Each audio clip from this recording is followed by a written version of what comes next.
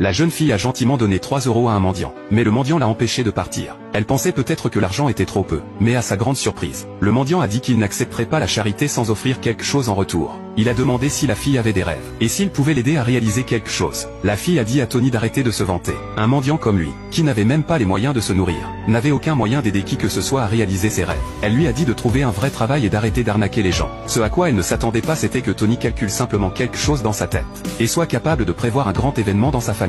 Il a immédiatement utilisé sa force intérieure, a passé le bol à la belle femme à côté de lui, et est parti avec la fille. Il s'est avéré que la sœur de la fille était gravement malade depuis 3 ans. Son père avait dépensé une fortune pour embaucher des milliers de médecins, mais personne ne pouvait guérir la maladie de sa sœur. Voyant l'impuissance de son père, la fille s'est précipitée dehors pour trouver quelqu'un qui pourrait aider. Elle a publiquement promis que quiconque pourrait guérir sa sœur aurait la main de sa sœur en mariage, et hériterait de toute la fortune familiale. Mais le médecin royal ne pouvait que prendre son pouls, et a dit qu'il ne pouvait rien faire. Le médecin immortel, quant à lui, était plus intéressé par le mariage avec la jeune femme.